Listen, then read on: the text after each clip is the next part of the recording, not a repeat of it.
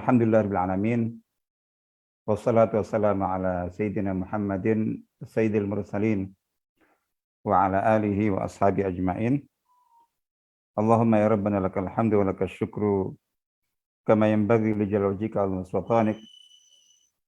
Allahumma la nuhsi thana'an 'alaika anta kama athnayta 'ala nafsik. Allahumma ati nufusana taqwaha wa zakkiha anta khairu man zakkaha anta waliyyu maulaha. Allahumma ma asbaha bina min ni'matin aw bi ahadin min khalqik faminka wahdaka la syarika lak falakal hamdu wa lakal syukr. Allahumma inna asbahna minka fi ni'mati wa afiyati wa sitr fa atimma alaina ni'mataka wa afiyataka wa sitraka fid dunya wal akhirah. Walhamdulillahil alamin. Alhamdulillah Bapak Ibu yang dirahmati Allah Ta'ala, kita bersyukur kepada Allah bisa dipertemukan kembali dalam kajian Selasa pagi pada pagi hari ini, dan kita masih melanjutkan sesi terakhir atau pertemuan terakhir dari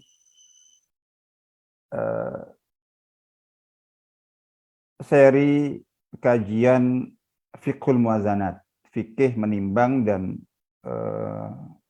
membandingkan di antara pilihan-pilihan hidup yang ada untuk menentukan pilihan yang lebih baik atau yang terbaik atau pilihan yang lebih ringan keburukannya.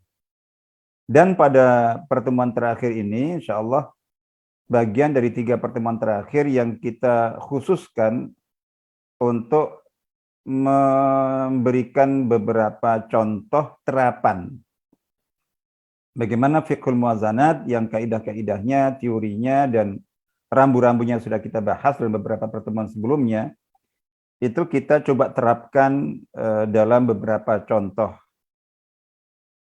Dan yang pertama waktu itu kita bahas tentang bagaimana kita memilih di antara pilihan-pilihan yang secara umum semuanya baik.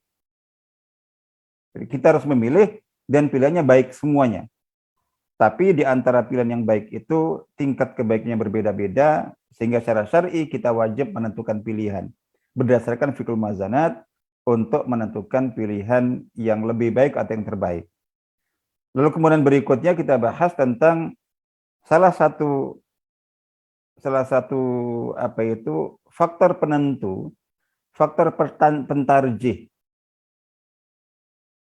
atau salah satu aspek yang sangat penting untuk kita perhatikan dalam menerapkan fiqhul muwazanat untuk menentukan sebuah pilihan tertentu itu yang di mana faktor penentu utamanya atau salah satu faktor penentu utamanya dalam kita menentukan pilihan adalah tingkat kesiapan. Jadi ini rata-rata mungkin secara fakta kondisi kasus ini secara umum sama dengan yang kita bahas hari ini. Yaitu kita ketika dihadapkan kepada pilihan-pilihan yang semuanya secara umum itu buruk, negatif, merugikan. Tidak ada yang baik, apalagi lebih baik. Jadi kita harus memilih, tidak bisa tidak memilih. Tidak memilih itu pun juga sebuah pilihan, nanti akan kita bahas. Nah, pilihan yang ada di hadapan kita ini buruk semua. Negatif semuanya, merugikan semuanya. Tapi dengan tingkat keburukan, tingkat kenegatifan, dan tingkat merugikan yang berbeda-beda. Jadi, nah, ini yang insya Allah akan kita bahas. Ini yang insya Allah kita bahas pada hari ini, dan sebetulnya yang kita bahas pada pekan lalu, jadi salah satu aspek atau salah satu sisi pertimbangan, faktor pertimbangan utama dalam menentukan pilihan itu adalah faktor kesiapan. Faktor kesiapan dengan kita memperhatikan bahwa di antara pilihan-pilihan yang ada di hadapan kita, di mana kita harus memilih di antara pilihan-pilihan itu pilihan-pilihan itu semuanya secara umum negatif, buruk. Jadi negatif, buruk, jadi gitu. pilihan manapun yang kita ambil itu ada efek dan ada risiko negatifnya. Ada efek dan risiko negatifnya.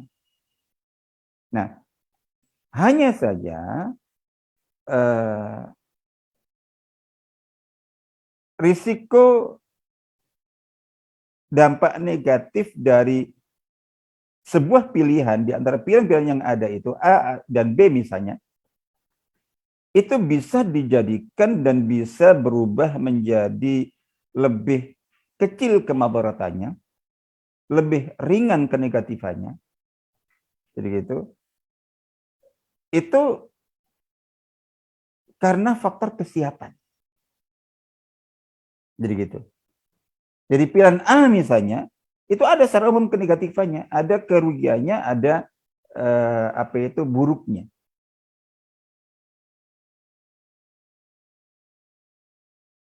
Ketika yang memilihnya misalnya si A. Mengapa? Karena dia tidak memiliki kesiapan yang memadai. Tidak memiliki kesiapan yang memadai untuk mengambil pilihan itu. Untuk mengambil pilihan itu. Jadi sehingga akhirnya karena dia tidak siap menanggung risiko, menghadapi konsekuensi dari pilihan itu, maka kemudian dampak dan resiko jadi gitu negatif dan keburukan yang timbul itu lebih besar. Sementara B dengan kesiapan yang lebih baik, mentalitas yang lebih tegar, intinya dengan kesanggupan, jadi yang ada pada dirinya, dia memilih A dan pilihan dia kepada terhadap pilihan A itu menjadikan pilihan itu lebih baik, minimal lebih kecil madaratnya, lebih kecil keburukannya, lebih ringan risikonya. Padahal bagi bagi A tadi, orang pertama tadi itu sangat besar. Jadi sangat besarnya karena dia tidak siap.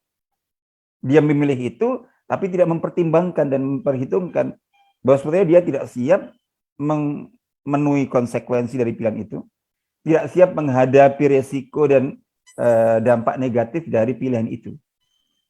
Sehingga akhirnya kemudian risiko dan akibat-akibat buruk yang muncul itu menjadi bertambah dan bahkan berlipat. Sementara si B atau orang kedua dengan kesiapan yang lebih baik, dengan kompetensi yang lebih baik, jadi gitu, dengan mentalitas yang lebih kuat daripada orang kedua, memilih pilihan yang sama, tapi hasilnya berbeda. Itu seperti itu. Nah, ini kita bicara tentang tema yang lalu yang kita ambil contoh terkait dengan kondisi seorang istri umumnya atau juga suami. Ini suami istri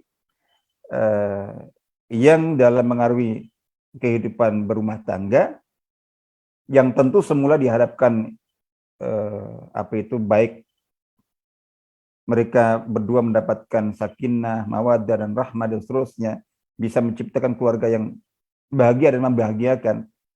Tapi faktanya ternyata tidak. Jadi sehingga sampai kepada titik di mana seorang istri misalnya atau seorang suami itu dihadapkan pada pilihan yang makan buah si malakama. Jadi secara fakta. Jadi artinya mempertahankan pernikahan dengan kondisi yang tidak baik-baik saja, tidak sesuai dengan tujuan pernikahan, tanpa ada kebahagiaan, bahkan banyak keburukan terjadi, itu tidak mudah. Tapi untuk berpisah, misalnya gitu, itu berpisah juga memiliki konsekuensi, risiko, dan akibat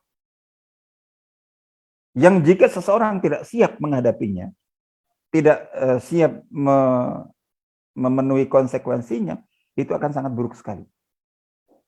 Nah, kalau kita bicara tentang kondisinya, itu sama-sama buruk, bertahan buruk, jadi gitu. berpisah, bercerai juga buruk. Nah, ini yang tema yang akan kita bahas saat ini. Kita fokus di situ, tapi pada saat itu untuk seperti contoh, Untuk seperti contoh dalam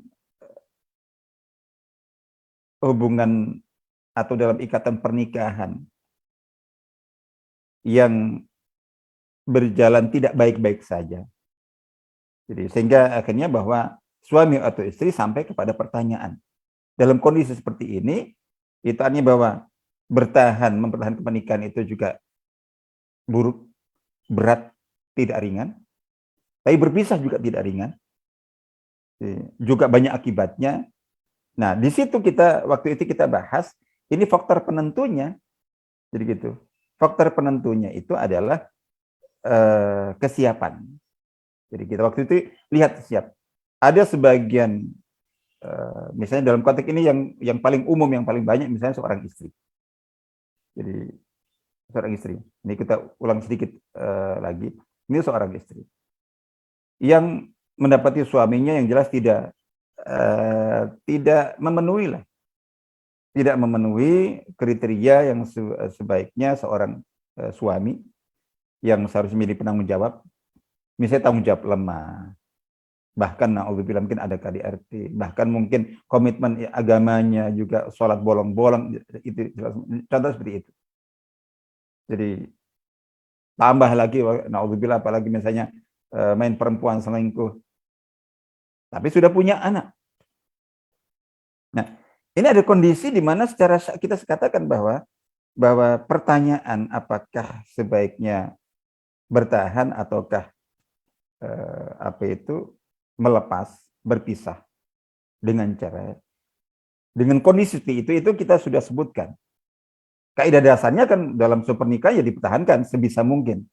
Tapi ketika ada pertanyaan ini sebaiknya itu artinya bahwa harus dipastikan dulu secara syar'i berdasarkan fatwa atau jawaban dari seorang ahli, seorang ulama, seorang kiai, seorang syekh bahwa dengan kondisi yang ada seperti telah dipelajari, itu seandainya seorang istri itu kemudian mengambil jalan cerai, menuntut cerai, menggugat cerai, itu dibenarkan. Jadi gitu, itu dibenarkan. Nah, tapi kemudian apakah otomatis sebaiknya ketika kondisinya seperti itu, bahwa seorang istri dengan kondisi pernikahan, ada kondisi hubungan suami istri, kondisi rumah tangga yang sudah seperti itu, yang buruk seperti itu, padahal seharusnya diharapkan kebaikan, itu otomatis langsung kemudian mengambil langkah cerai saja? Belum tentu. Jadi gitu, itu belum tentu. Dikembalikan kepada kesiapan yang bersangkutan. Jadi ada yang lebih siap. Jadi lebih siap untuk lepas. Misalnya bahwa bagi yang ternyata tidak punya anak. Jadi gitu. Atau dia punya backup keluarga yang bagus. Jadi gitu. Atau kalaupun punya anak, dia selama ini juga punya penghasilan. Tidak hanya jadi ibu rumah tangga. Terus juga ada keluarga yang bantu. Jadi bahwa dia tidak siap bertahan dengan kondisi buruk seperti ini, lepas ada kedekatifannya bagi anak dan seterusnya, tapi relatif ringan. Jadi dia mampu, misalnya punya anak 1, 2, 3, dia punya. Atau mungkin dari keluarga yang mampu, keluarganya akan bertanggung jawab. Jadi gitu. Karena masalahnya dia juga tidak rela kalau anak-anaknya itu ikut bapaknya dengan kondisi bapaknya yang tidak baik-baik saja. Ada kondisi seperti itu. Bagi seperti dia mungkin akan mengambil opsi lebih baik pisah. Jadi gitu. Tapi ada kondisi sebaliknya. Jadi, dengan tingkat keburukan yang sama, dengan kondisi negatif yang sama. Misalnya dengan kondisi suami yang kurang atau tidak bertanggung jawab, tidak qawwam. Terus juga tidak menafkahi. Misalnya seperti itu. Plus mohon maaf, mungkin tidak qawwam. Ini tingkat tanggung jawabnya tinggi. Komitmen keagamanya lemah. tinggal komitmen ke agamanya lemah, begitu. Mungkin juga ada KDRT juga dan semacam itu. Tentu berat, tidak mudah. Tapi secara umum dia masih tanggung jawab dari sisi finansial, dari sisi ekonomi, dari sisi nafkah masih ada. Nah, punya anak-anak, punya 1, 2, 3 anak. Sementara sang istri selama ini hanya menjadi ibu rumah tangga. Tidak bekerja, tidak memiliki penghasilan, lalu kemudian juga tidak memiliki backup keluarga. Ada yang bahkan tidak punya keluarga, atau ada keluarga tapi tidak membantu. Artinya ketika dia lepas dari suaminya, dia tidak rela anaknya ikut bapaknya karena kondisi bapaknya yang tidak patut menjadi contoh. Tapi untuk dia bawa bersama dia tidak punya kemampuan untuk menafkahi anak-anaknya. Tidak ada backup keluarganya. Sementara dia termasuk tipikal yang relatif tahan. Nah, akhirnya untuk yang seperti ini lebih baik bertahan. Nah, artinya bahwa pilihan yang buruk yang kita bahas pekan lalu, pilihan yang sama-sama buruk, tapi yang kita fokuskan adalah ini contoh yang kita ambil itu adalah pilihan-pilihan buruk di mana tingkat keburukan sebuah pilihan buruk itu bisa berubah-ubah. Tergantung kesiapan pelakunya yang menjalaninya. Nah, sehingga akhirnya kemudian pilihan terbaik dalam kondisi seperti itu faktor penentu terakhir itu adalah kesiapan seseorang. Pilihan A dan B sama-sama buruk, sama-sama negatif dampak dan akibatnya, tapi mana yang sebaiknya dipilih itu ditentukan oleh mana pilihan di mana seseorang, si A misalnya itu lebih siap memenuhi konsekuensi dari pilihan itu dan lebih sanggup untuk menghadapi dan menanggung risiko dari itu. Maka itulah pilihan terbaik. Meskipun mungkin itu pilihan bukan secara objektif, bukan pilihan mayoritas. Tapi mengapa dipilih? Karena dia lebih sanggup, lebih siap dengan konsekuensi dan risiko dari pilihan itu daripada pilihan yang lainnya. Yang menurut banyak orang pilihan yang lain itu yang lebih baik. Tapi bagi dia secara subjektif dia lebih siap. Jadi faktor kesiapan. Tentu untuk contoh-contoh seperti yang tadi kita sebutkan, di mana risiko, dampak, dan akibat itu bisa dipengaruhi oleh tingkat kesiapan seseorang. Insya Allah gitu.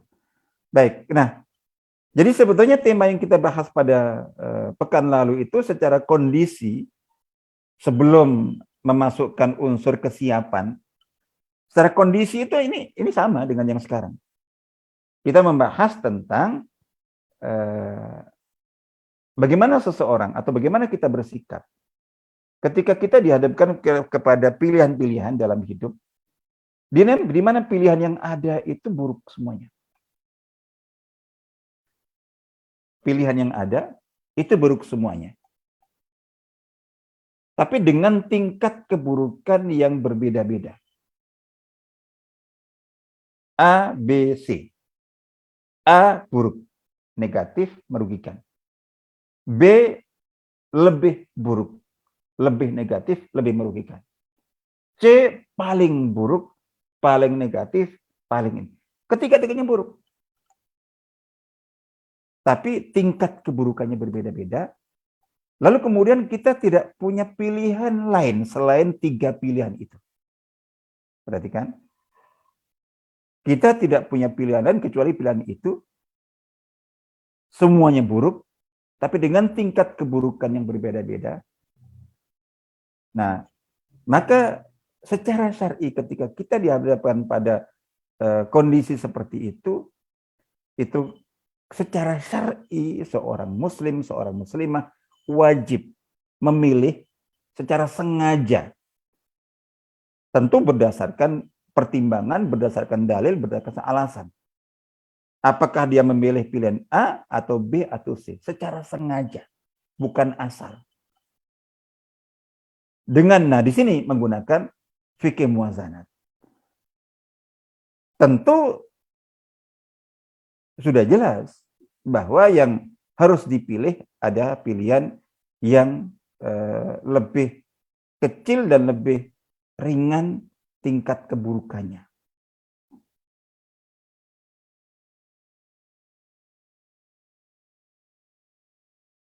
Di sini tidak jarang kaum muslimin ketika dihadapkan pada kondisi seperti ini. Dan yang kita ambil contoh di sini itu adalah pilihan-pilihan yang biasa hadir dalam kehidupan kita selama ini di bidang politik. Jadi pilihan-pilihan dilematis, di mana tidak jarang pilihan yang harus kita pilih, atau kita rakyat, masyarakat dihadapkan pada pilihan antara A, B, C, atau D, atau seterusnya, yang ketika kita perhatikan di antara pilihan yang ada 2, atau 3, atau 4, itu tidak ada satupun yang layak, yang memenuhi kriteria. Misalnya dalam konteks pemilihan pemimpin tertentu. Jadi semua buruk, semua negatif. Nah, di apa itu? Ada sebagian kalangan ketika dihadapkan pada pilihan yang seperti itu lalu kemudian ya sudah, kita nggak ikut, kita tidak milih. Dalam konteks pilihan politik, seperti dalam pemilu, pileg, pilpres, sebelumnya atau lebih rendah dari itu, mulai dari pilihan apa ya, mungkin pilihan ketua RT, pilihan ketua RW, jadi gitu, pilihan sekretaris atau cari desa, kelurahan, pilihan lurah, dan seterusnya. Intinya pilihan-pilihan, termasuk mungkin dalam organisasi, pilihan organisasi, pemimpin. Jadi yang akan memimpin organisasi A, C, B, C, C. Andai ada yang misalnya, tapi mungkin lebih ke arah politik. Secara konteksnya organisasi Islam, insya Allah khusnudzan kita itu ya pilihan yang ada, itu insya Allah ya pilihan-pilihan yang secara umum baik. Jadi secara baik, khusnudzan kita bahwa yang maju untuk memperebutkan posisi atau untuk menjadi kandidat ketua umum atau pemimpin tertinggi sebuah organisasi Islam, khusnudzan kita, atau insya Allah itu yang diantara putra-putra atau anggota terbaik organisasi itu, sehingga secara umum baik-baik. Kita fokus saja dalam pilihan politik yang sudah terlalu banyak contohnya. Kita dihadapkan pada pilihan-pilihan 1 atau 2, 2 atau 3 atau lebih, yang ketika kita perhatikan itu tidak satupun di antara pilihan itu yang memenuhi kriteria. Jadi memenuhi kriteria, ya intinya dia tidak baik, tidak, tapi kita tidak bisa menghindar. Jadi kita tidak bisa menghindar. Karena kita hanya bisa menghindar kalau kita memiliki calon. Selain yang itu.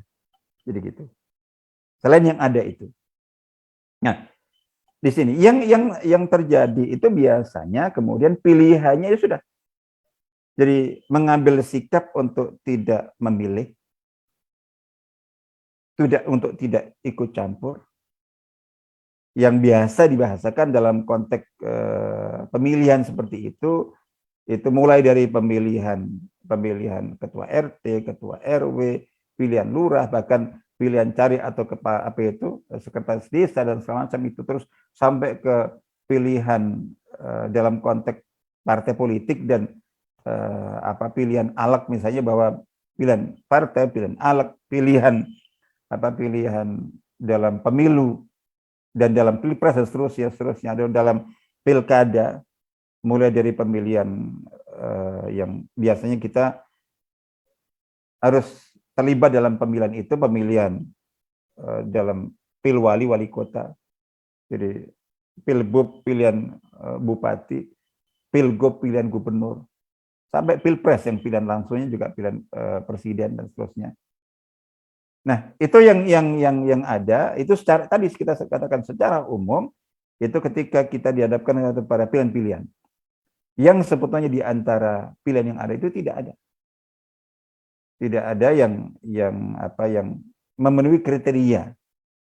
Jadi termasuk kriteria terendah sekalipun dalam konteks kepemimpinan menurut Islam, tapi kita tidak punya pilihan lain. Jadi kita milih tidak milih, jadi gitu. Maka yang akan terpilih itu salah satu di antara 2, di antara 3, di antara 4 kandidat yang ada. Tidak ada yang kelima. Jadi yang maju itu. Kemudian terpilihnya A atau B atau C atau D. Jadi gitu. Itu akan berpengaruh secara positif atau negatif, besar atau kecil terhadap kehidupan bangsa, kehidupan negara, kalau dalam konteks presiden misalnya. Jadi kehidupan masyarakat di sebuah provinsi kalau pemilihan gubernur, atau kehidupan masyarakat di sebuah kota kalau itu pemilihan wali kota, atau di sebuah kabupaten kalau itu pemilihan kabupaten, atau di sebuah desa kalau itu pemilihan lurah, pemilihan desa. Artinya di antara yang nanti akan memimpin, kita ambil contoh yang memudahkan dan mendekatkan. Itu adalah pemilihan kepala desa. Jadi gitu. Pemilihan kepala desa di mana yang maju itu 2 kandidat, A dan B. Jadi gitu. Yang maju adalah A dan B. Dan A dan B ini dua-duanya buruk secara umum. Itu dua-duanya buruk. Tidak layak. Ambil sebagai contoh. Jadi kita ambil contoh misalnya dua-duanya di desa seseorang di antara kita, misalnya ada pilihan pilkades, pilihan kepala desa, di mana masyarakat, rakyat ikut terlibat di situ untuk memberikan suaranya, seperti yang biasa terjadi. Dan kandidat yang maju hanya 2, tidak ada yang ketiga. Jadi gitu, hanya 2. Resmi calonnya 2 itu. Sampai tahap pencoblosan, pengambilan suara di hari H itu ya kandidat 2 itu. Jadi gitu. Dan setelah pemilihan dilakukan, lalu kemudian hasil didapat. Itu hasil didapat siapa yang terpilih menjadi kepala desa untuk periode berikutnya selama sekian tahun memimpin desa itu dan akan berpengaruh bagaimana cara dia memimpin, bagaimana watak dia, bagaimana tabiat dia, bagaimana perilaku dia, bagaimana sikap dia.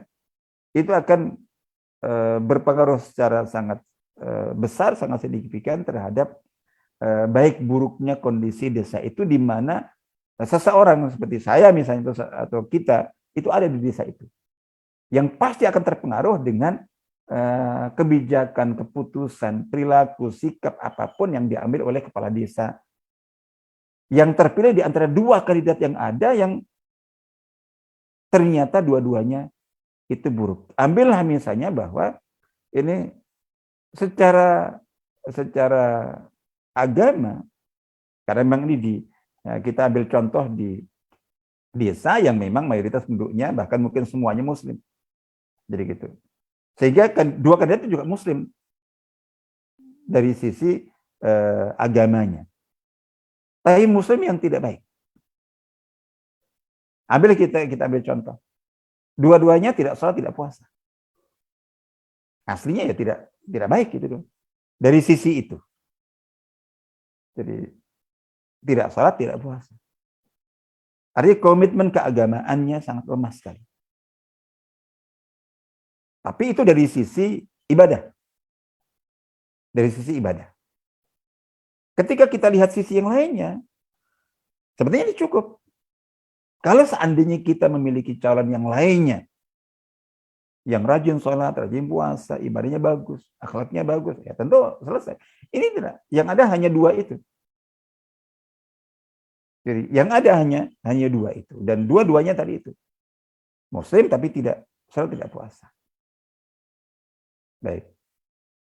Tapi untuk aspek-aspek yang lainnya, dalam hal nggak sholat, nggak puasanya, mungkin sama. Tapi dalam aspek yang lainnya, akhlaknya, moralnya, perilakunya, selebihnya, nah itu ternyata kita dapati ada perbedaan. Ada perbedaan antara A dan B itu tadi. Nah, sebelum kita lanjutkan nanti, kita ambil contoh bahwa si A tidak sholat, tidak puasa. Itu buruk. Ya ibaratnya abangan. Kalau dia katakan Islam biasa disebut Islam abangan. Atau sholat tapi sholatnya 2 hari raya saja. Misalnya contohnya begitu. Tapi selebihnya secara akhlak, secara moral, orangnya sopan, orangnya jujur. Jadi terus tidak suka melakukan hal-hal yang secara agama juga dilarang. Jadi tidak suka mabuk, tidak judi, tidak dikenal mencuri, jadi tidak dikenal suka main perempuan. Ada. Jadi, ada orang yang secara agama dalam arti ritual ibadah lemah, tapi selebihnya, jadi sikap yang lainnya itu baik. Jadi moralitas secara umumnya, terus kemudian perilaku di masyarakat itu dikenal baik. Bahkan suka menolong itu. Ada. Itu yang A. Sementara yang B, ini di samping tidak sholat, tidak puasa, itu Masya Allah. Jadi orangnya tidak disuka. Mungkin sombong. Tidak dekat dengan masyarakat. Jadi kaya, terus Masya Allah dikenal ya, suka minum, suka mabuk, suka berjudi, dan lain sebagainya. Seterusnya. Nah, tentu ketika kita lihat seperti ini, kita tahu bahwa si A dan B memang dengan tidak sholat, tidak puasa, jadi itu kalau standar, kalau seandainya kita punya pilihan ketiga yang rajin sholat, puasa, akhlaknya bagus, ya selesai. Kita nggak nolak sih, tapi masalahnya yang ada hanya dua ini. Yang ada hanya dua pilihan ini. Jadi, dan itu yang nanti akan dipilih oleh masyarakat, oleh rakyat, oleh penduduk desa pada saat pemungutan suara. Jadi pada saat pemungutan suara. Nah, ini ada sebagian masyarakat. Ini gambaran. Jadi gambaran penyederhanaan untuk berbagai pilihan politik yang biasa kita hadapi, yang biasa kita dihadapkan kepada pilihan-pilihan seperti itu. Ini untuk mendekatkan saja, untuk memudahkan saja, untuk menyederhanakan saja. Itu kita ambil contoh dalam konteks pilkades, pemilihan kepala desa. Secara umum ini berlaku juga untuk yang lain-lain. Dalam konteks pilihan politik pada umumnya. Nah, ada sebagian kalangan, jadi di antara kaum muslimin yang memiliki ghirah, semangat keislaman yang bagus, ya, yang memiliki semangat keislaman yang bagus. Jadi ini ada yang idealistis, sangat ingin Islam itu jaya, Islam itu yang dominan, Islam itu yang menjadi pengarah dalam kehidupan masyarakat. Ya udah, semangat sekali. Semangat sekali ingin kehidupan ini dipimpin oleh Islam. Jadi diatur dengan aturan Islam. Sehingga pemimpinnya itu juga pemimpin yang memiliki semangat keislaman, mendapatkan Islam yang baik, dan dalam proses pemilihan pemimpin itu juga dipikir secara ideal gitu, melalui sistem yang lebih dekat dengan sistem Islam. Jadi gitu. Nah, itu ada yang semangat. Begitu melihat bahwa Ada sebagian kalangan yang memilih untuk karena pilihan yang ada A dan B tidak ada yang memenuhi kriteria menurut mereka. Sudah begitu sistemnya pun juga dianggap atau dinilai ini bukan sistem yang Islami. Sistem demokrasi dinilai sebagai sistem yang tidak Islami, tidak syar'i. Sudah sistem tidak Islami, terus kemudian kandidat yang harus dipilih tidak ada yang buruk, maka kemudian sebagian kalangan, sebagian orang yang punya pemikiran seperti itu, ya sudah lebih memilih untuk muqata'ah, untuk mutung, untuk tidak terlibat, untuk tidak ikut dalam proses pemilihan calon kepala desa tadi itu. Ya dengan desa tadi itu. Jadi pertama sistemnya dianggap tidak sesuai dengan sistem Islam dalam memilih pemimpin, terus kandidat yang maju tidak ada yang memenuhi kriteria. Dengan mengatakan saya tidak ingin. Jadi nanti ditanya Allah Ta'ala, saya tidak bisa bertanggungjawabkan mengapa kamu memilih pemimpin yang tidak memenuhi kriteria, tidak memenuhi standar syar'i. Mengapa kamu memilih pemimpin yang tidak sholat, tidak puasa, misalnya seperti itu.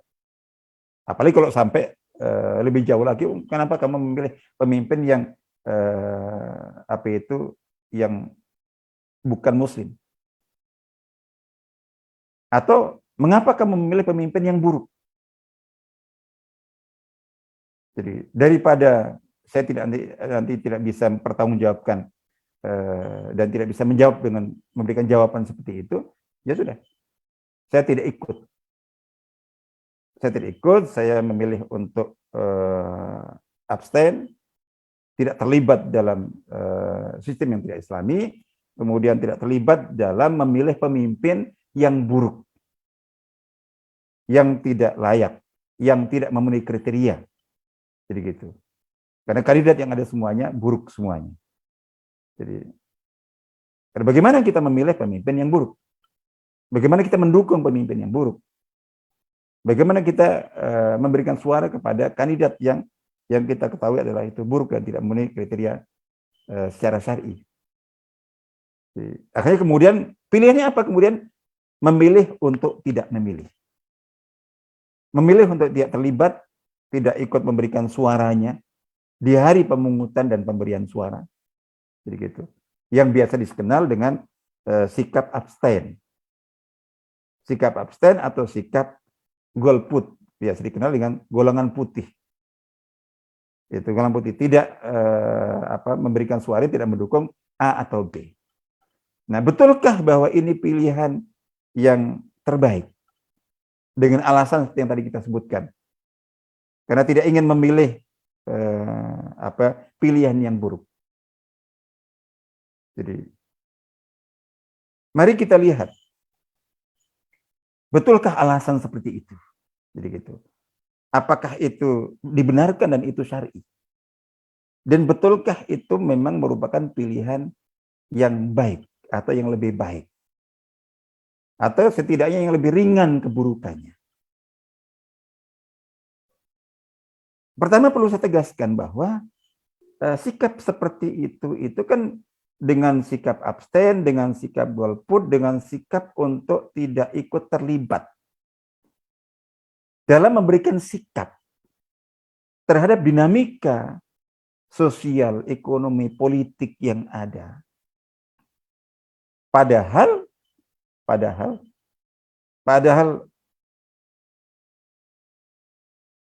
sikap apapun yang kita tunjukkan itu akan memberikan pengaruh. Secara langsung atau tidak langsung.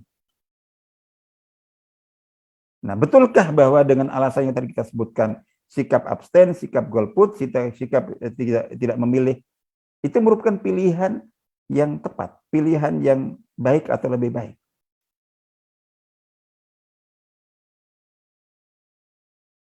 Mari kita lihat, buru-buru saya tegaskan bahwa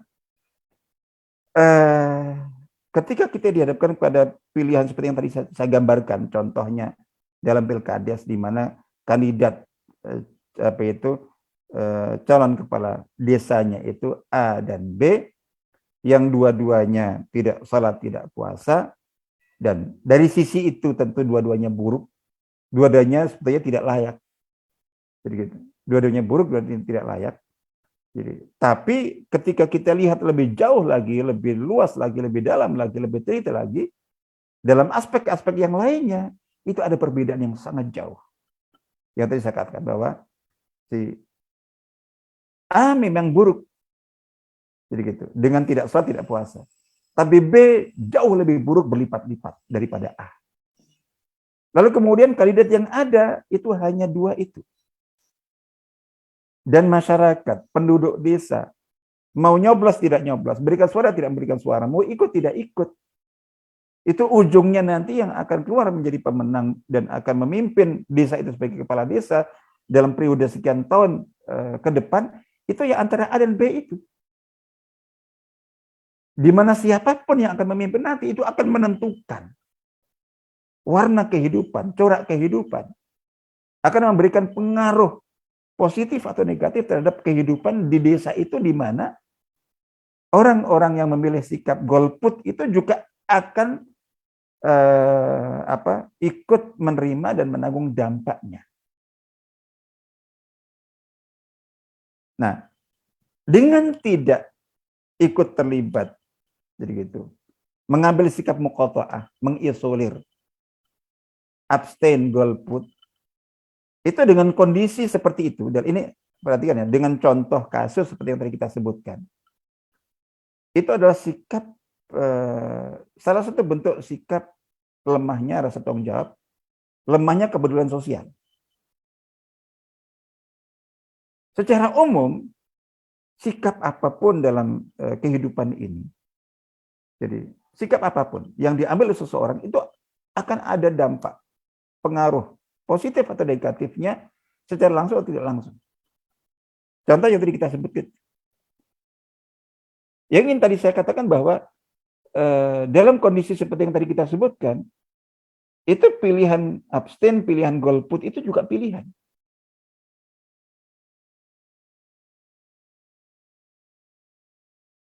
Itu juga pilihan.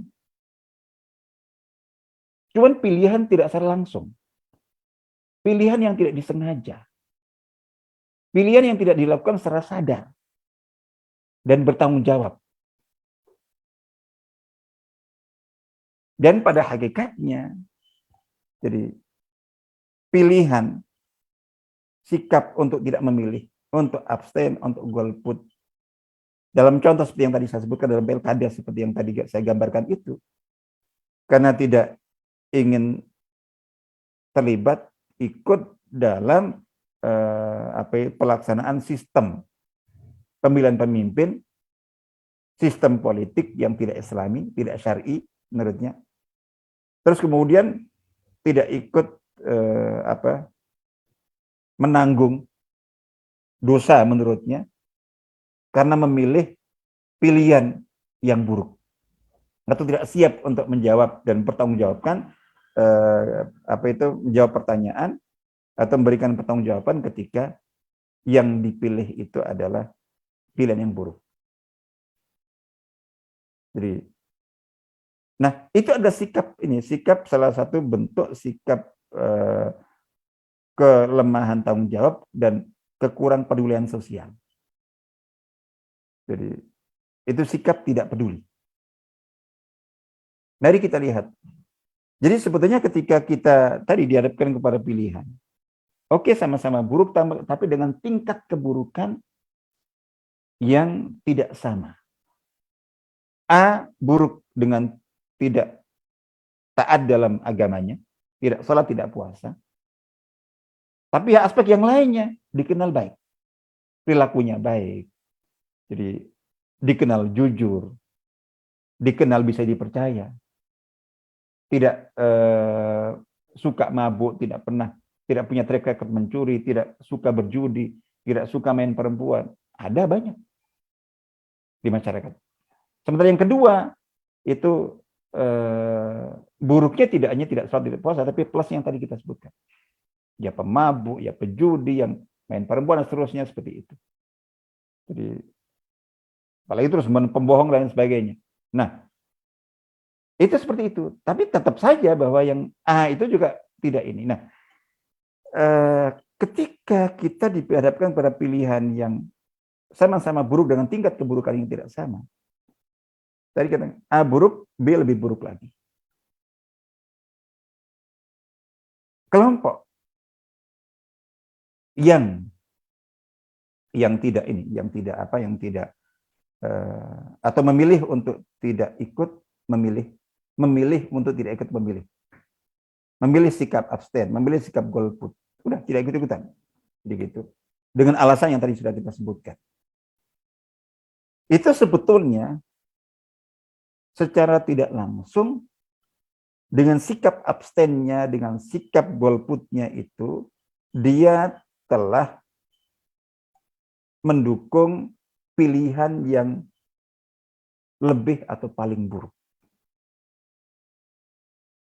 Jadi sebetulnya pilihan abstain, pilihan golput dalam pilihan-pilihan yang tadi kita sebutkan, di antara pilihan yang sama-sama buruk tapi dengan ini sama-sama buruk dengan tingkat keburukan yang tidak sama. Perhatikan, sama-sama buruk tapi dengan tingkat keburukan yang tidak sama, dan kita tidak punya opsi dan alternatif yang ketiga, yang lainnya.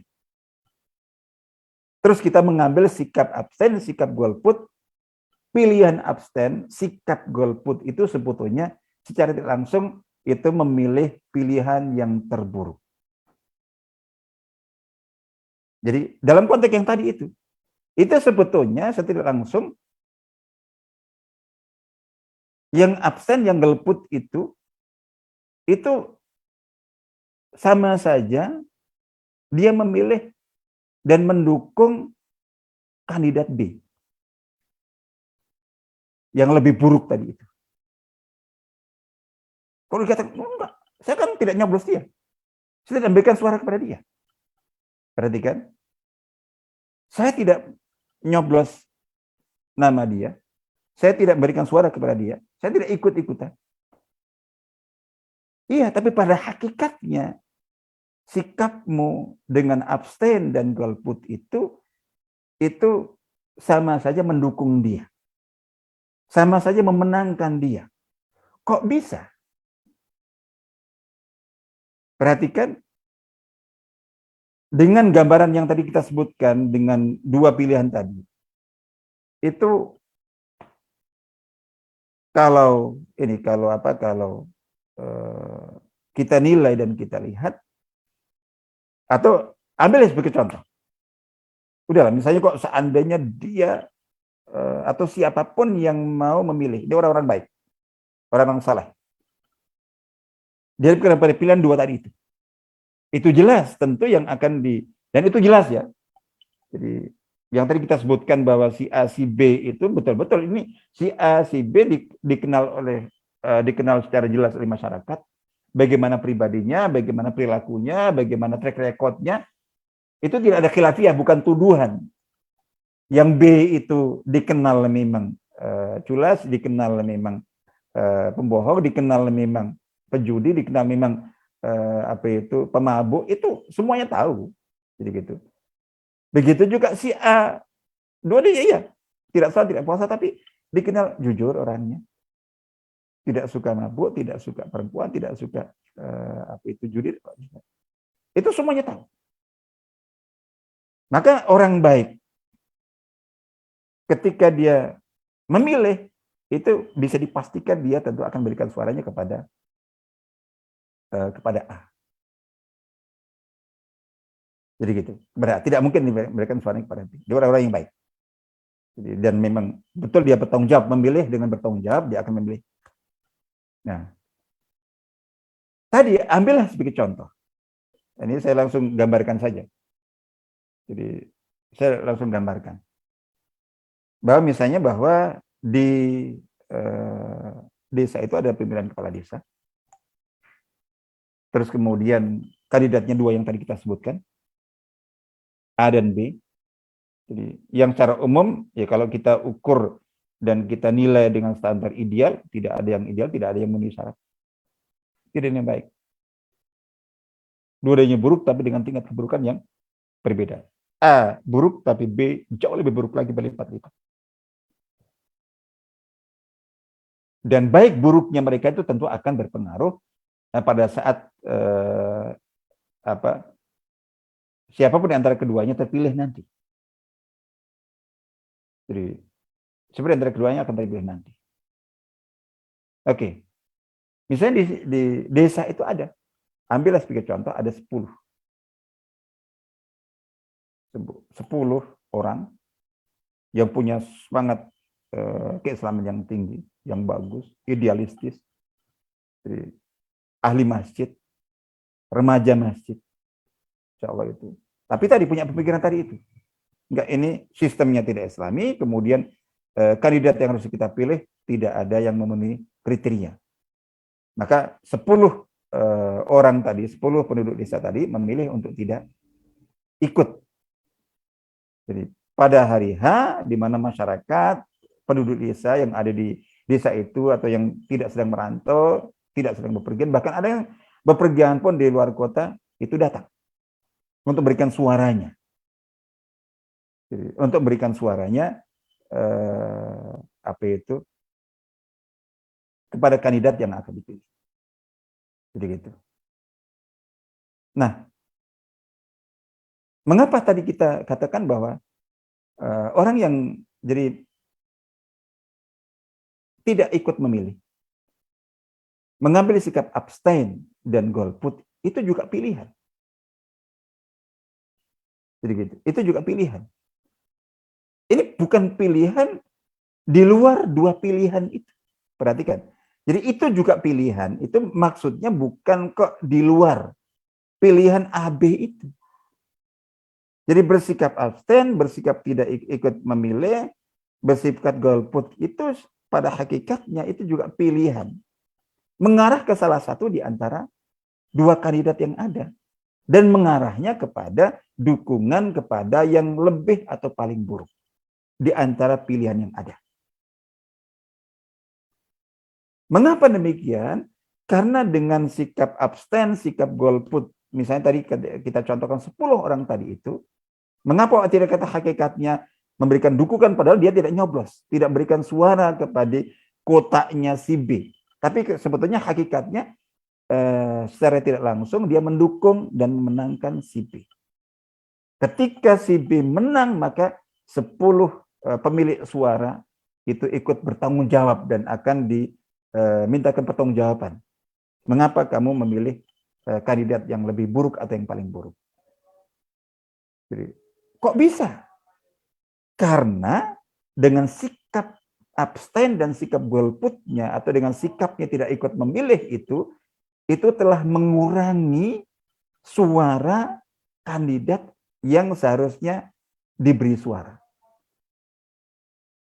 Dengan berkurangnya suaranya, maka dia akhirnya yang menang itu adalah yang yang lebih buruk. Dan itu secara tidak langsung disebabkan karena mereka tidak memberikan suara. Suaranya hangus. Kita lihat ilustrasinya begini.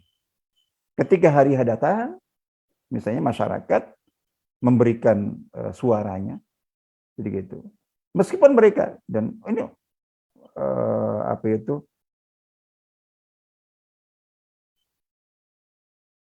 penduduk yang ada memberikan suaranya ke dua kotak.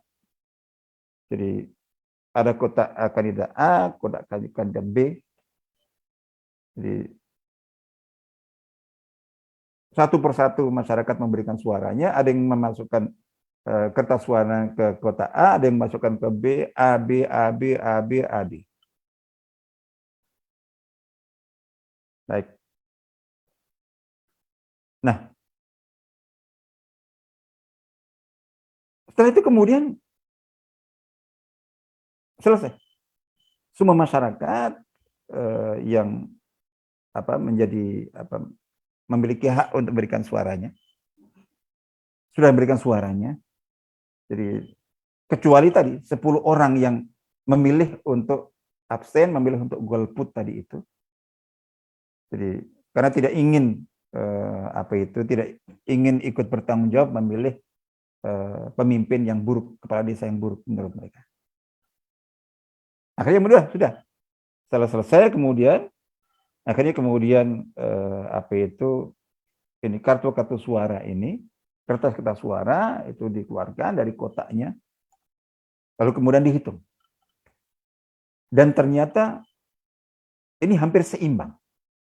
Jadi ketika dihitung, dibuka satu persatu kertas suara itu ini si A diberi nomor diberikan kepada si A. Ini si B, ini si A, si B, si A, si B itu hampir seimbang. Dan itu banyak kasus di mana kemenangan kemenangan dalam pemilihan seperti ini itu selisihnya itu sedikit. Selisihnya 100, 50, 20, 10, 5. Itu ada. Ada yang bahkan mungkin selisihnya barangkali 1, 2 dalam berbagai contoh. Artinya bahwa selisihnya tidak jauh. Nah, intinya perhatikan. Ketika dihitung itu, lalu kemudian ditotal, dijumlahkan, jadi gitu. Ini si A yang tadi kita sebutkan, jadi orang yang tidak puasa, atau tapi secara umum dikenal orang yang jujur, orangnya secara sikap baik dan sebagainya, tidak dikenal track yang buruk selain dari sisi lemahnya ibadahnya. Itu mendapatkan 500 suara, ambil sebagai contoh gitu untuk memudahkan. Nah, sementara si B jadi gitu, yang lebih buruk daripada si A itu mendapatkan suara 505 suara. Yang A dapat 500 suara, yang B mendapatkan 505 suara. Dengan selisih 5 suara, dengan kelebihan 5 suara, akhirnya B yang dinyatakan sebagai pemenang, dia akan memimpin desa itu, menentukan abang hijaunya, merah putihnya. Jadi baik buruknya desa itu selama sekian tahun periode kepemimpinan desa itu. Di mana jadi seluruh masyarakat jadi pasti dan kehidupannya akan terpengaruh dengan kebijakan, sikap, perilaku, keputusan-keputusan, langkah-langkah yang akan dilakukan oleh kandidat yang menang itu. Termasuk diantaranya 10 orang ahli masjid, 10 orang saleh, 10 orang yang menyatakan golput tadi. Nah, kita katakan bahwa 10 orang itu sebetulnya mereka itulah yang telah berperan, telah memberikan andil dalam memenangkan si B. Kalau dikatakan, dari mana? Kan kami tidak memilih dia. Betul tidak memilih dia. Tapi dengan Anda memilih untuk golput, yang seandainya Anda bersepuluh itu ikut memilih, pasti akan memberikan suaranya kepada si A. Nggak mungkin kepada si B. Karena si A lebih ringan keburukannya. Jadi gitu. Kalau seandainya 10 suara tadi diberikan kepada si A, maka dia akan mendapatkan 510 suara. Sementara lawannya mendapatkan 505 suara. Tentu lebih banyak yang 510. Dengan selisih dan kelebihan 5 suara, seharusnya dia yang menang. Tapi karena 10 suara hangus, 10 suara tidak diberikan, jadi gitu. Sehingga akhirnya perolehan suara si A yang mestinya 510 hanya 500 saja. Sementara si B unggul dengan 5 suara karena perolehan dia 505 suara. Itu yang tadi kita sebutkan bahwa hakikatnya telah. Jadi ketika kita dihadapkan pada kondisinya itu 3. Jadi gambarannya atau kriterianya. Yang pertama adalah kita diberi kondisi pilihan-pilihan di mana semua pilihan itu buruk. Yang kedua, tapi dengan tingkat keburukan yang sama. Jadi sikap abstain, sikap golput tadi itu itu dimungkinkan dan ditolerir, tidak masalah. Dan tidak salah, mungkin itu yang tepat. Kalau seandainya dua kandidat itu dua-duanya buruk dan tidak bisa betul-betul tidak bisa dibedakan tingkat keburukannya. Jadi sama-sama pemabuknya, sama-sama penjudinya, sama-sama pemain perempuannya, sama-sama pembohongnya, misalnya gitu. Meskipun mungkin tingkatnya agak beda, tapi secara umum hampir sama. Itu baru dimungkinkan. Tapi ketika gambarnya seperti yang tadi kita sebutkan, jadi gitu. Kalau gambarnya seperti yang tadi kita sebutkan, jauh sekali. Jadi gitu. Jadi itu sikap abstain dan gabul itu hanya dimungkinkan diterima ketika pilihan buruk itu sama-sama buruk dan dengan tingkat keburukan yang secara umum sama. Itu mungkin, oke. Ya sama saja, mana saja yang ini. Sama-sama buruknya. Tapi kalau tingkat keburukan yang tidak sama, apalagi jauh berbeda, itu secara syar'i mutlak wajib seorang muslim, seorang muslimah itu mengambil sikap dengan memberikan dukungan, memberikan keberpihakan kepada pilihan buruk dengan tingkat keburukan yang lebih ringan, yang lebih rendah, yang lebih kecil. Tadi kita jadi kedua adalah bahwa sama-sama buruk tapi dengan tingkat keburukan yang tidak sama dan jelas bisa dibedakan. Kemudian yang ketiga, memang kita tidak memiliki pilihan lain. Pilihan lain itu dalam konteks yang tadi sedang kita sebutkan. Jadi tidak punya pilihan ke ke tiga, keempat. Jadi insya Allah seperti itu. Nah, sekarang pertanyaan adalah ketika kita coba menjawab. Jadi dengan gambaran tadi itu kita tahu bahwa sebetulnya yang bersangkutan itu juga ikut bertanggung jawab. Jadi gitu. Kita sebutkan, misalnya dalam konteks ini, menjawab pertanyaan, bagaimana kita mendukung. Jadi mendukung orang, memberikan suara, memberikan dukungan atau memenangkan orang yang buruk. Meskipun dengan tingkat keburukan yang lebih rendah daripada yang lain. Tapi kan tetap saja dia memilih pilihan yang buruk. Apalagi termasuk di antara dalam konteks ini termasuk mungkin orang muslim. Ketika memang pilihannya itu seperti yang tadi kita sebutkan. Jadi gitu. Nah, ketika saya misalnya berada di desa yang tadi, itu mungkin seandainya kok saya tahu kandidatnya seperti itu, saya tahu dua-duanya buruk, tapi dengan tingkat keburukan yang jauh berbeda tadi itu kan barangkali saya siap mungkin barangkali untuk memberikan dukungan dan pilihan kepada si A. Jadi gitu, kepada si A. Itu mungkin pulang dari mungkin seandainya saya tinggal di luar kota atau luar daerah, kalau bisa pulang, tidak hanya memberikan suara kepada si A, tapi ibaratnya seandainya kok untuk mendukungnya itu saya harus menjadi tim seksnya, itu saya tidak hanya memberikan suara kepada si A, tapi bahkan siap menjadi tim sesnya, mendukung, berusaha untuk supaya dia menang. Padahal saya tahu dia juga buruk. Sebetulnya cuma kita tidak punya pilihan lain. Jadi ketika kita dihadapkan ke pilihan-pilihan, jadi gitu, maka perbandingannya, perhatikan ini sering orang membuat muazanat dan perbandingan itu, yang diperbandingkan itu antara pilihan realistis dan idealistis. Kalau kita memperbandingkan, itu harus seimbang. Jadi jangan pilihan realistis dibandingkan dengan pilihan idealistis. Yang tidak ada maksudnya idealistis itu. Jadi, kita inginnya itu, tapi tidak ada. Maka kita harus turun, yang kita perbandingkan adalah pilihan yang real sama-sama adanya. A, B yang real maju itu. Jadi gitu. Kita hanya punya itu. Faktanya. Jadi gitu.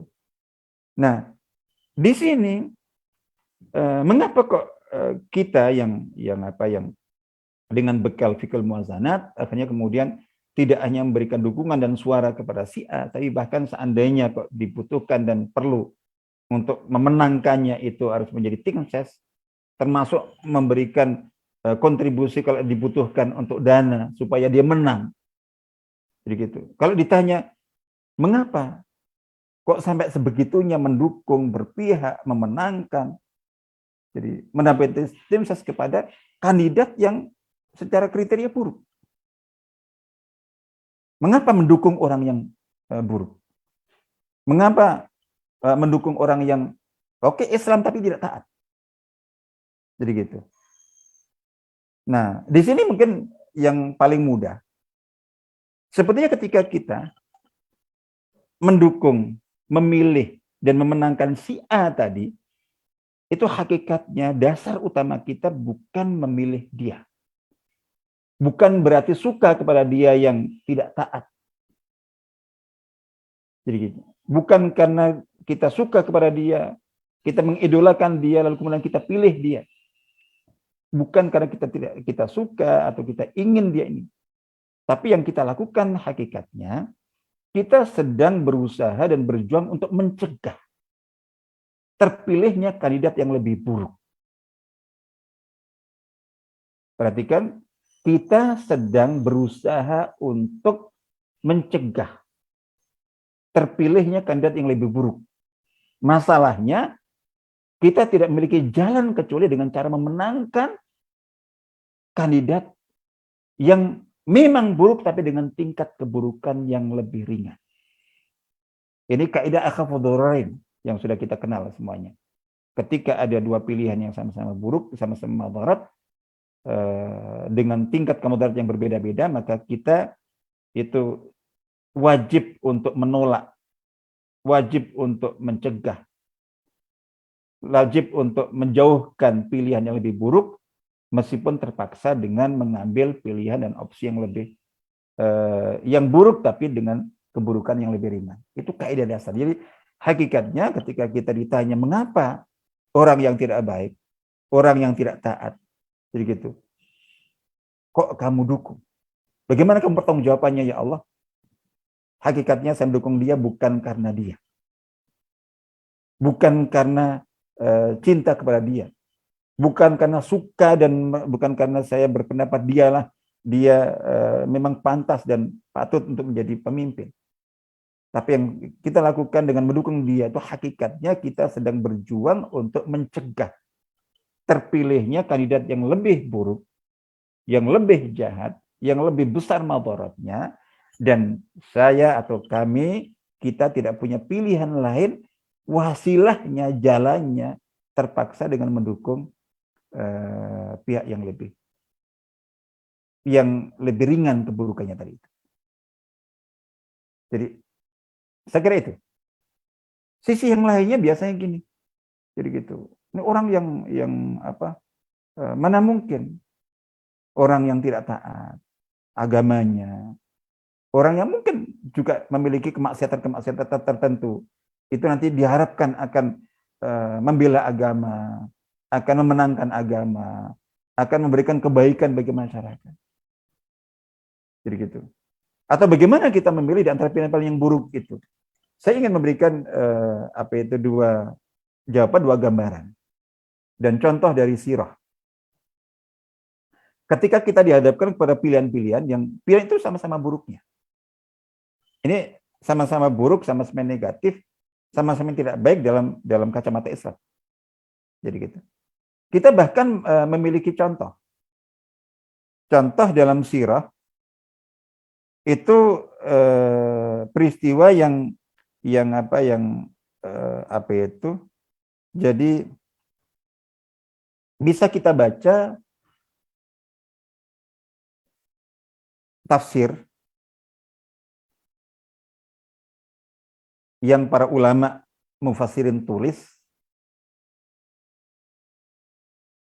dalam menafsirkan ayat-ayat pertama surah Ar-Rum. Jadi gitu. Di mana di awal sejarah Islam Di awal sejarah Islam waktu itu seperti yang dikisahkan, apa itu bisa dibaca sendiri di awal surat Ar-Rum. Jadi di mana Allah Taala berfirman, "A'udzu minasyaitonir rajim, Alif Lam Mim. Ghulibatir Rum fi adnal ardi wa hum min ba'di ghalabihim saghlibun fi bid'i sinin. Lillahil amru min qablu wa min ba'd." Jadi wa yawma idzin yafrahul mu'minuna bi nasrillah yansuru may yasha wa huwal azizur ar-rahim. Jadi intinya di dalam ya ringkas cerita situ itu di awal sejarah Islam dua kekuatan adidaya dunia waktu itu, yaitu Imperium Romawi dan Imperium Persia, itu sempat terlibat peperangan. Jadi pasukan yang didukung oleh Romawi berhadapan dengan pasukan yang didukung oleh Persia. Ini umat Islam tidak terlibat. Maksudnya umat Islam jauh dari pusaran pertempuran konflik itu. Umat Islam masih kecil. Jadi gitu waktu itu. Nah, intinya adalah bahwa dua kali terjadi peperangan. Dua kali terjadi peperangan. Pada peperangan pertama, itu pasukan yang didukung oleh Persia, kekaisaran Persia itu menang. Lebih unggul dan memenangkan pertarungan dan peperangan melawan pasukan Romawi. Jadi gitu. Tapi di sekian tahun berikutnya, dalam rentang antara 7 atau 9 tahun, itu terjadi peperangan lagi, dan sesuai dengan firman Allah dalam surat Ar-Rum ini, bahwa pasukan Romawi telah dikalahkan dalam peperangan pertama. Tapi wahum min ba'di ghalabihim saghlibun fi bid'i sinin. Tapi mereka setelah kalah itu akan menang dalam beberapa tahun. Jadi sampai dalam sebuah riwayat disebutkan Sayyidina Abu Bakar itu sempat terlibat dalam taruhan. Intinya adalah bahwa jadi di sini meskipun kaum muslimin bersama Nabi Muhammad SAW waktu itu, para sahabat waktu itu tidak terlibat dalam peperangan itu, tidak terkait langsung, dan tidak bahkan tidak terkena dampak langsung dari kemenangan si A atau si B dalam peperangan dua kekuatan adidaya waktu itu. Tapi ternyata umat Islam itu setidaknya secara emosional itu tetap memberikan sikapnya. Perhatikan, tetap memberikan sikapnya dengan dukungan.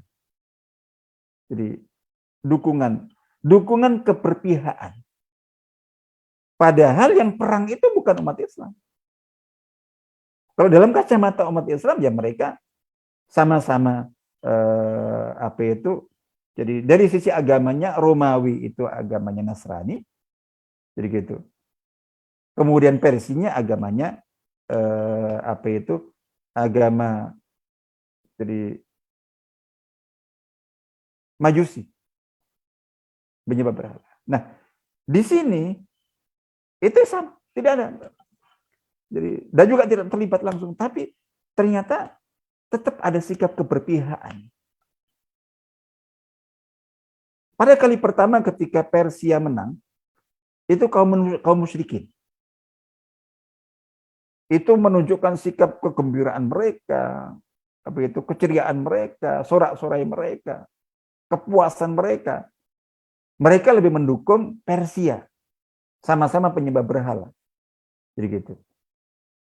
Sementara kaum muslimin, jadi gitu, itu lebih berpihak dalam arti ini keberpihakan moral.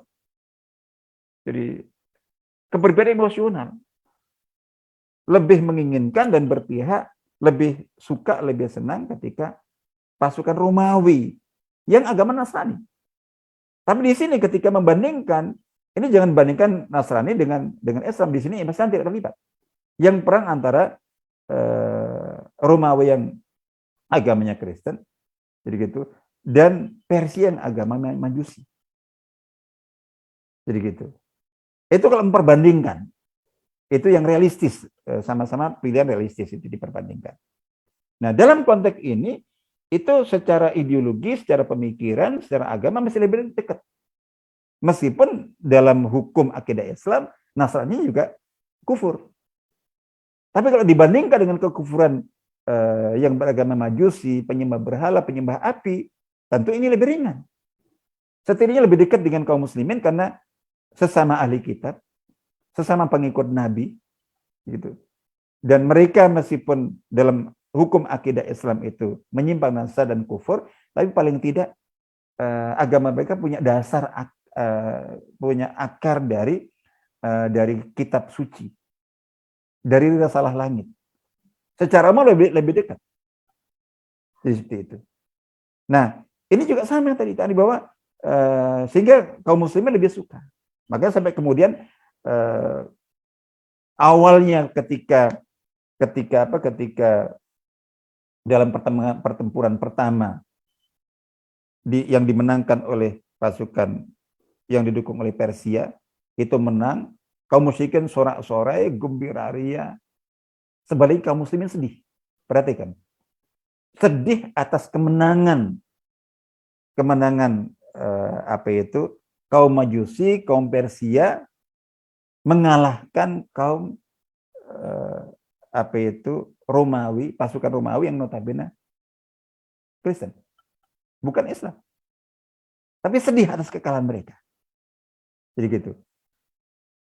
Sebaliknya di pertemuan berikutnya kedua, setelah 7 atau 9 tahun setelahnya, itu terus kemudian yang menang pasukan Romawi. Itu silahkan baca dalam ayat itu.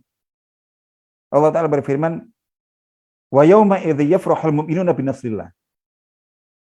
Dan pada hari itu bergembiralah orang-orang beriman berkat atau dengan kemenangan dari Allah Ta'ala. Padahal kemenangannya bukan untuk orang Islam, tapi untuk kaum Nasrani. Jadi gitu, ada bawah. Nah, di sini kalau ditanya, bagaimana? Kok bisa kaum muslimin gembira atas kemenangan yang didapat oleh ini kan mirip. Jadi bergembira atas kemenangan yang didapat oleh yang bukan umat Islam. Jadi gitu. Umat lain, umat agama lain yang dalam hukum akidah juga dihukumi kafir. Jadi gitu. Nah, di sini yang tadi saya sebutkan bahwa hakikatnya kegembiraan itu bukan atas kemenangan itu hakikatnya. Tapi lebih tertuju kepada gembira atas kekalahan.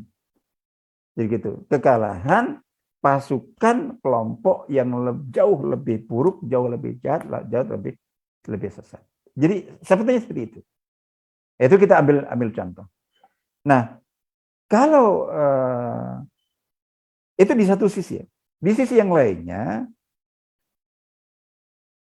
kita juga tetap artinya dengan memberikan dukungan, keperpihakan kepada kandidat yang sebetulnya buruk, tapi tidak buruk-buruk amat, tapi dengan tingkat keburukan yang lebih ringan daripada kandidat sebelumnya, atau kandidat yang lainnya seperti itu, tetap ada harapan. Jadi artinya dengan kondisi seperti itu ada harapan. Ada harapan, jadi bahwa orang yang dari satu sisi buruk, jadi gitu, itu ketika kita berpihak kepadanya tetap ada harapan untuk juga memberikan kemanfaatan, kemaslahatan dan kemenangan itu untuk agama, negara dan bangsa. Jadi gitu. Artinya orang yang dikenal buruk, ahli maksiat, jahat sekalipun, itu juga tetap ada kemungkinan. Jadi tentu secara tidak langsung. Jadi dijadikan Allah Ta'ala sebagai alat. Kan sering ada, bagaimana kita bisa berharap kepada orang yang mungkin tidak suka dengan Islam. Jadi orang yang ahli maksiat, itu akan mendukung kepada kebaikan-kebaikan. Mengapa tidak? Jadi ada hadis Sahih Bukhari Muslim. Ini hadis ini konteksnya cerita peristiwa panjang, tapi kita ambil ujungnya, ambil penutupnya saja. Wa innallaha la yu'ayyidu hadzal din birrajul fajir. Kita harus ingat. Artinya bahwa dengan kita mendukung orang yang mungkin dia tidak layak aslinya. Tapi dengan alasan yang tadi kita sebutkan, hakikatnya kita tidak sedang berpihak kepada dia, kita tidak mendukung dia, kita tidak memenangkan dia. Tapi itu kita lakukan sebagai sarana dia wasilah yang ada untuk mengalahkan, untuk mencegah menangnya kandidat orang yang lebih buruk, yang lebih jahat. Itu di satu sisi. Di sisi yang lainnya, bahwa pada orang yang dianggap atau dinilai tidak baik itu bukan dengan ketidakbaikan seorang. Jadi kemaksiatan seseorang, kedurhakaan seseorang, jadi gitu, kezaliman seseorang, keburukan seseorang, jadi gitu. Itu tetap tidak menutup kemungkinan, tidak memustahilkan bahwa orang itu bisa dijadikan Allah Ta'ala sebagai sarana untuk memenangkan kebenaran. Dengan cara tertentu, tentu tidak langsung. Yaitu hadis yang riwayat Bukhari Muslim, itu Rasulullah bersabda, di penutup hadis kisah panjang, beliau bersabda, wa innallaha la yu'ayyidu hadzal din birrajul fajir. Dan sesungguhnya Allah itu juga sungguh Allah benar-benar akan memenangkan agama ini, termasuk melalui atau dengan sarana, dengan wasilah orang fajir. Kalau kita terjemahan orang fajir itu orang durhaka. Orang fajir, orang fasik, orang yang tidak baik, orang yang tidak taat. Itu mungkin saja Allah Ta'ala memenangkan agama ini, itu melalui tangan, melalui jalan orang yang tidak baik. Bagi semuanya caranya, itu tentu tidak langsung. Itu tentu tidak, tapi dimungkinkan. Jadi, kan sering ada pertanyaan, bagaimana kita berharap? Jadi dia akan berpihak kepada kebaikan, keadilan, berpihak kepada atau memenangkan Islam. Nah ini, Nabi dengan sabdanya menjawab itu. Jadi Islam menang tidak hanya melalui orang-orang saleh, orang-orang baik saja. Tapi mungkin Allah menjadikan, jadi gitu, kemenangan Islam itu justru lewat tangan orang-orang yang tidak baik. Tetap ada harapan tadi itu. Tentu tadi kita katakan bahwa tentu tidak secara langsung. Jadi kalau secara langsung, ya, misalnya bahwa seseorang yang memang tidak suka kepada Islam, terus tidak secara sengaja, terus dia akan mendukung Islam, tidak. Tentu dengan cara yang tidak langsung. Tapi yang jelas itu juga masih ada harapan untuk itu. Saya kira itu mungkin secara umum ya. Jadi artinya bahwa gambaran yang jelas, kaidahnya yang kita sebutkan, ketika kita dalam kondisi apapun, baik konteksnya pilihan politik atau yang lain-lainnya, banyak. Ini juga berlaku dalam kehidupan sosial kita, dalam kehidupan bermasyarakat kita, dalam kehidupan ekonomi kita, dalam kehidupan pendidikan kita, dalam kehidupan berbangsa bernegara kita, dalam berbagai aspek kehidupan, dalam pendidikan. Itu ada bahwa itu tidak semua. Jadi kita sering sekali dihadapkan pada pilihan-pilihan yang ternyata pilihan itu semuanya buruk, tapi dengan tingkat keburukan yang tidak sama. Ketika kita berada pada kondisi itu, maka kaidahnya kita tidak boleh, kita haram untuk bersikap tidak memilih, tidak menentukan pilihan secara sengaja dengan pertimbangan banyak matang. Secara syar'i kita wajib memilih, tentu pilihan diarahkan kepada pilihan yang yang lebih ringan keburukannya, yang lebih kecil kemadaratannya, insyaallah. Itu secara umum, kaidah secara umum. Dan itu merupakan kewajiban syar'i. Dasar yang tadi kita sebutkan itu adalah sarana untuk menghindarkan, mencegah terjadinya kemadaratan dan keburukan yang lebih besar. Jadi itu kaidah usul fikih yang sangat terkenal sekali. Jadi artinya bahwa kita bisa, kalau untuk mencegah sebuah kemudaratan, sebuah fitnah yang besar, terjalannya itu terpaksa kita harus menempuh jalan dan sarana buruk juga tapi lebih ringan, maka itu tidak hanya boleh tapi wajib ditempuh secara umum kita. Insya Allah itu kita cukupkan sampai di sini. Silakan, barangkali mungkin ada yang ingin ditambahkan atau ingin disampaikan.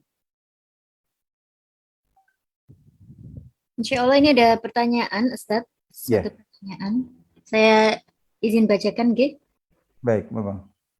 Sebagai awam, kita sering tidak paham seberapa buruk pilihan-pilihan itu. Apakah sama-sama buruknya, ataukah ada yang lebih buruk? Kalau kita kebingungan menimbang bobot keburukan masing-masing pilihan dan masih belum menemukan sumber yang layak, apakah sebaiknya golput saja? Jazakallah khairan kasir. Ustaz, pertanyaan. Baik. Ya, itu pilihan terakhir. Jadi kalau konteksnya di sini, jadi umumnya begini, yang perlu kita pahami bahwa rata-rata pilihan-pilihan yang ada, baik yang sama-sama buruk atau yang sama-sama baik, itu rata-rata dengan tingkat kebaikan atau keburukan yang berbeda. Itu rata-rata. Nah, itu secara umum. Jadi, dan itu Allah selalu membuat seperti itu supaya kita memang jadi tetap ada, jadi ada pilihan. Nah, hanya saja memang kewajiban pertama, jadi itu sikap tadi itu adalah sikap terakhir. Ya, karena bingung itu kan berarti di matanya kan sama saja kan. Tadi kita sebutkan bahwa sikap abstain, sikap golput itu hanya dimungkinkan, ditolerir dan dibenarkan, dibolehkan ketika pilihan memang betul-betul buruk semua dengan tingkat keburukan yang sama. Sama-sama buruk dengan tingkat keburukan yang secara umum sama. Jadi gitu. Nah, kondisi orang yang bingung tadi itu juga sama. Seperti itu, artinya bahwa mengapa bingung, karena ini buruk. Terus kayaknya sama saja, nggak ada bedanya. Jadi tidak menemukan titik, tidak menemukan poin, tidak menemukan cara pencerahan, nanti itu sama. Sehingga betul kalau itu memang sudah sikap terakhir, itu betul. Kita tidak mengatakan bahwa jadi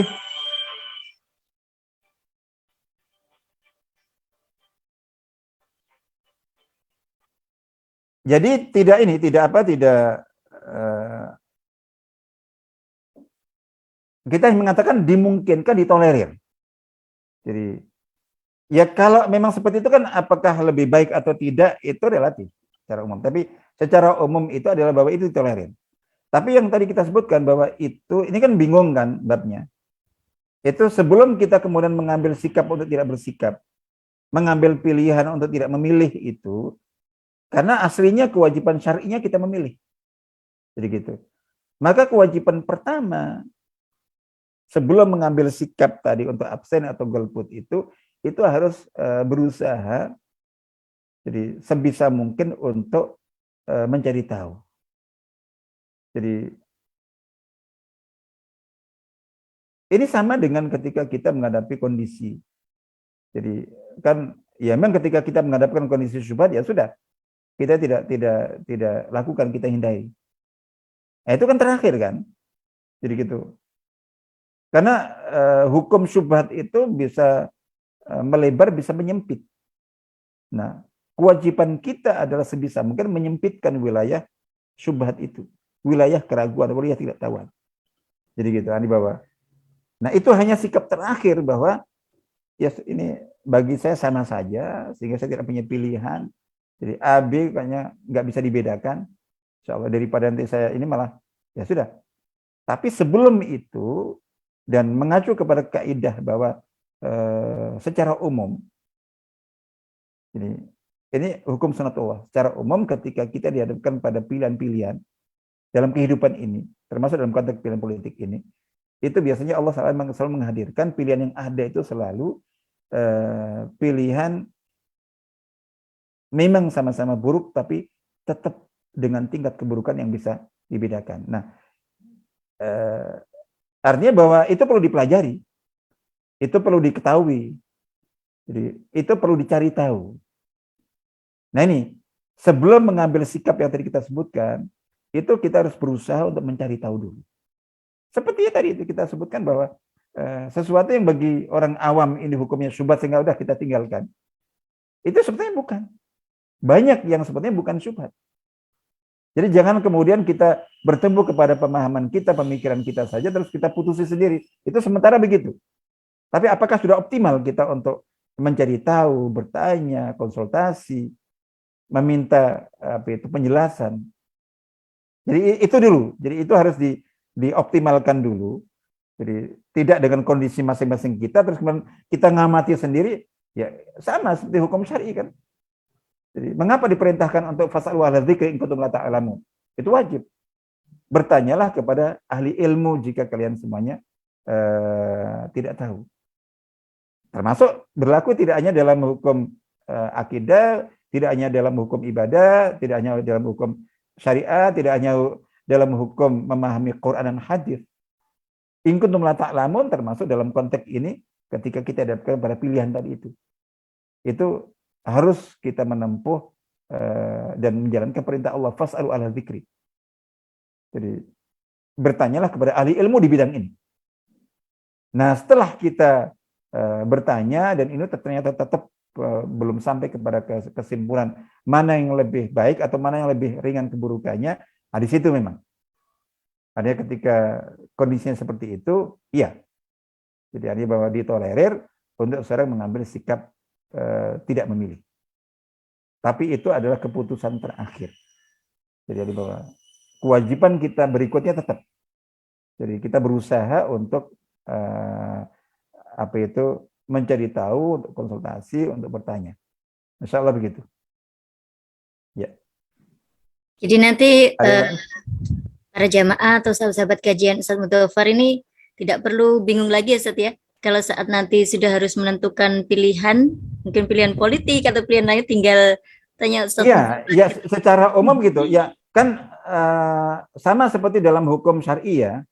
Ya kalau masyarakat awam diperintahkan untuk untuk beristihad sendiri ya tentu tidak mampu. Nah, apa yang selama ini dilakukan dalam beragama misalnya?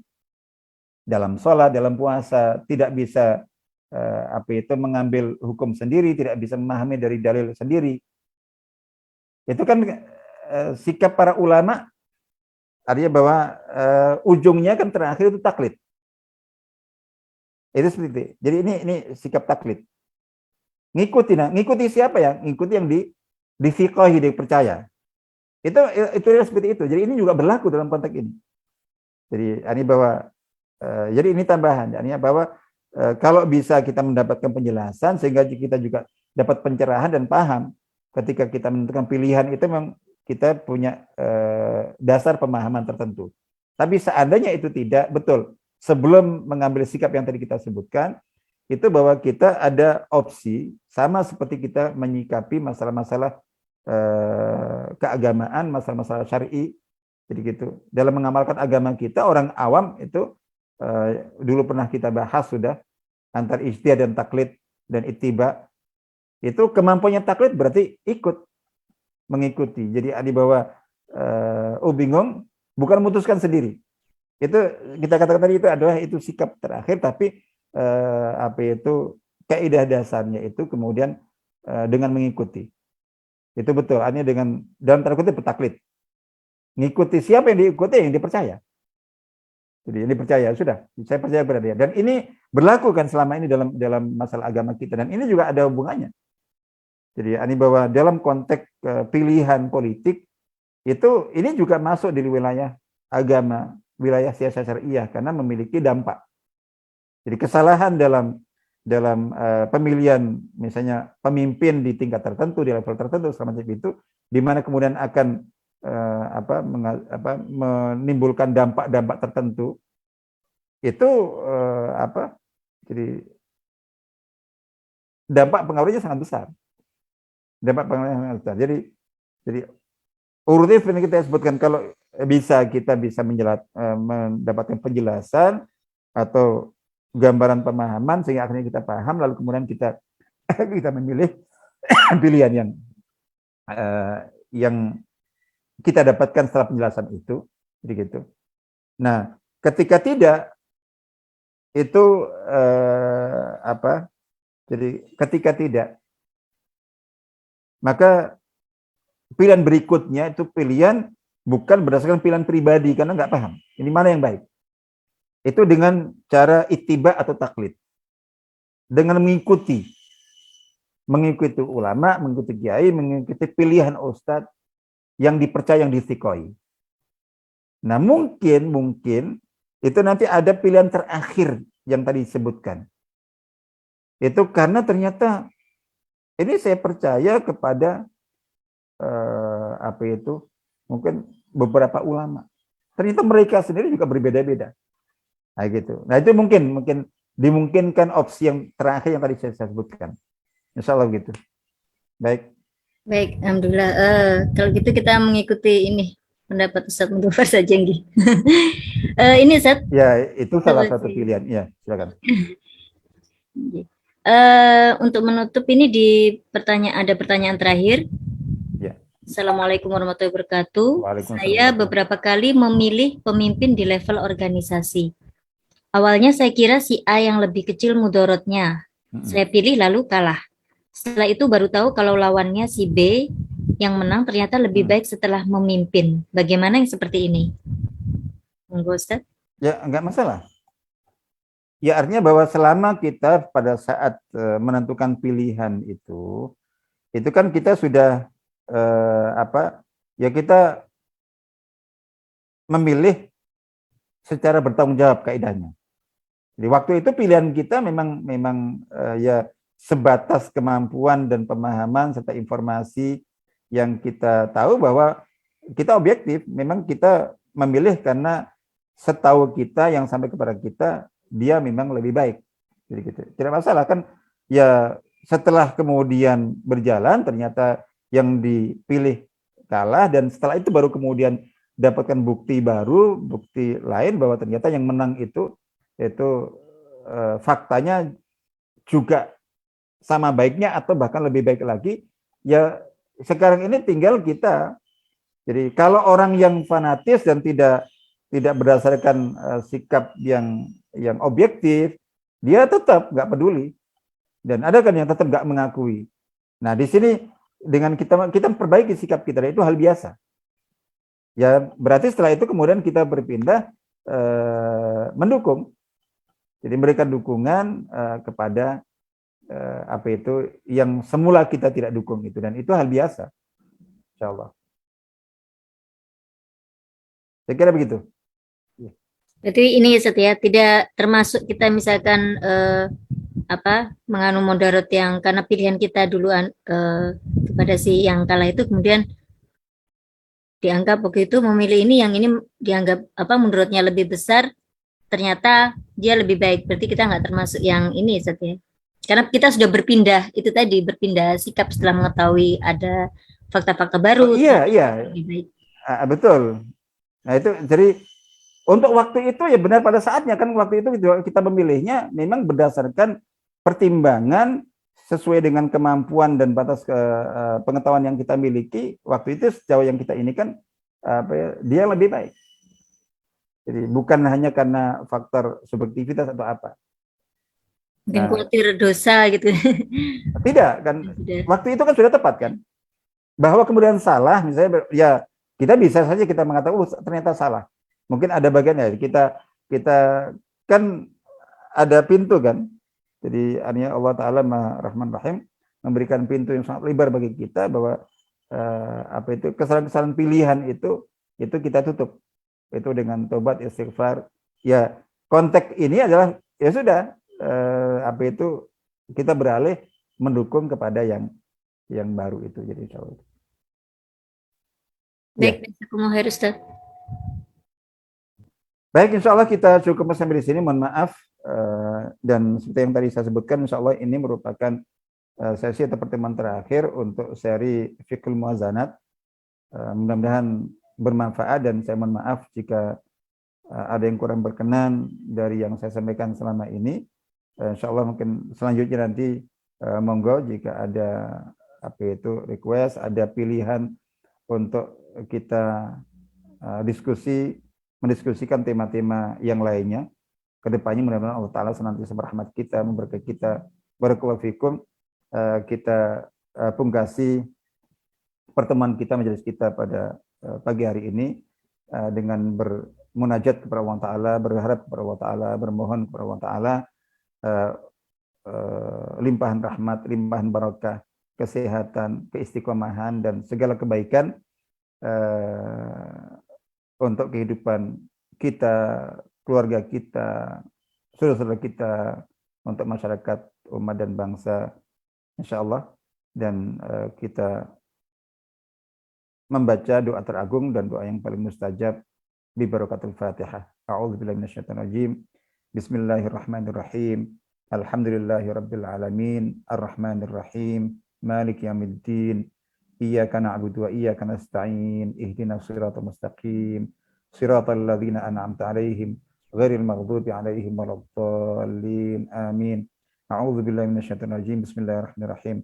Allahumma shalli wa sallim wa barik ala sayyidina Muhammad wa ala alihi wa ashabihi ajma'in walhamdulillahi alamin. La ilaha illa anta subhanaka inna kunna minadh dhalimin. Hasbuna wa ni'mal wakil. Allahumma inna zalamna anfusana zulman katsira wa la yaghfiru dhunuba illa anta faghfir lana maghfiratan min 'indik warhamna innaka antal ghafurur rahim. Allahumma a'inna ala dzikrika wa syukrika wa husni ibadatik. Allahumma ati nufusana taqwaha wa zakkiha anta khairu man zakkaha anta waliyyu mawlaha.